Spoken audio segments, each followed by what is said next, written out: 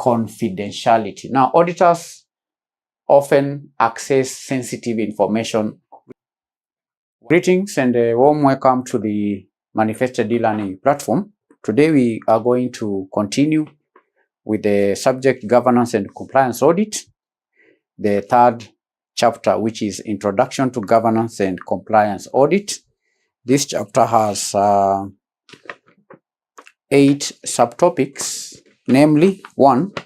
General principles of governance and compliance audit. 2. The nature and purpose of governance audit. 3. The nature and purpose of compliance audit. 4. Types and timing of governance and compliance audits.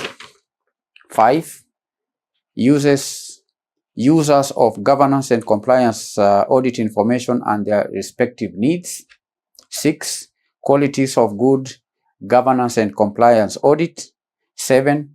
The challenges of governance and compliance auditing. 8. Governance and compliance audit in the digital era. These are 8 subtopics we'll be studying subtopic at a time. We are going to begin with the general principles of governance and compliance audit. Now, in analyzing the principles of governance and compliance audit, we're going to separate the principles. First of all, we discuss the general principles applicable to both governance and compliance audits.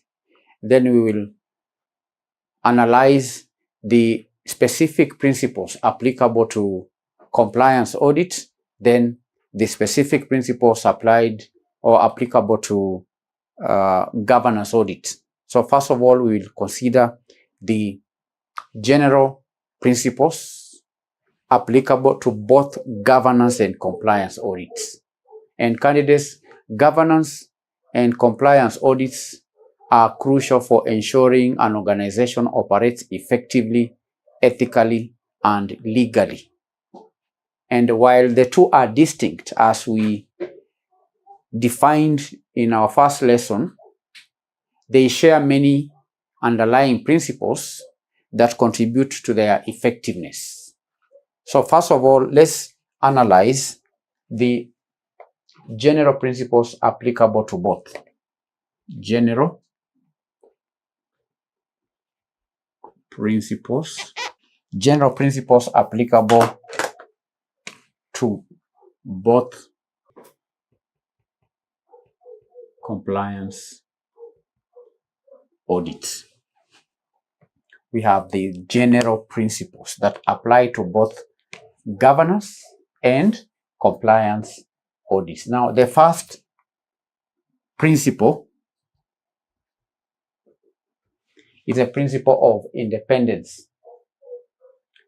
Auditors must be independent of the activities they are auditing in order to ensure objectivity and impartiality in their findings and conclusions.